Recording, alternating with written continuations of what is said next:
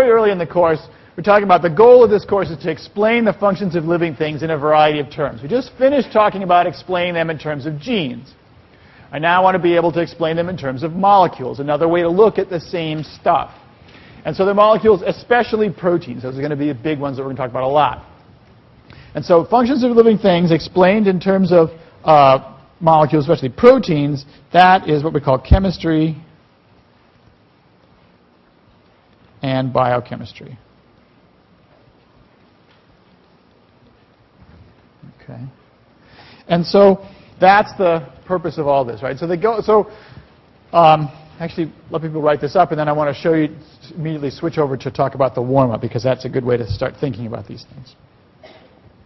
So if I go, so this is not on your information packed handout, but you guys all looked at this for today. Scooch that over. All right, never mind. So what you guys saw were those structures, and these are some quotes that people said. I was reading them over this morning, and there were a lot. I had this huge Word document of cool comments that I'd say, but I didn't want to talk about them all. So people saw these different shapes, and there are different sweetnesses, and some are really, really sweet, and some are not sweet, not so sweet. The base one is sucrose, regular table sugar. If you look at what people said, comments could be grouped into two major things. The sort of structure, that is, I'd like to know what do the lines that don't end in a letter mean. We'll talk about those. What do the thick lines mean? What do the double lines mean? Why some lines are bolder than others, what the letters are all about, and what the shapes and lines represent. So basically, that's a language that we're going to learn to speak over the next couple of weeks. And so early on, we will learn about what each of these things mean, what atoms are where, and basically how to speak that lingo.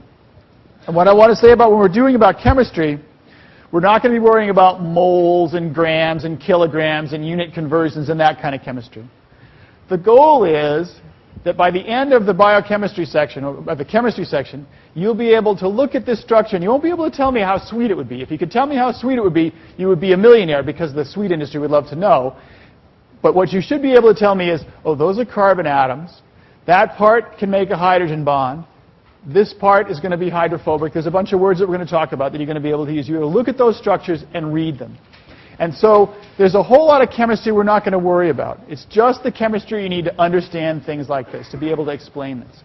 And so the first part is structure. What do those lines represent, and what does that mean? What do those lines represent, the symbols represent? And the second thing is, what does it mean, and what can I do with this information?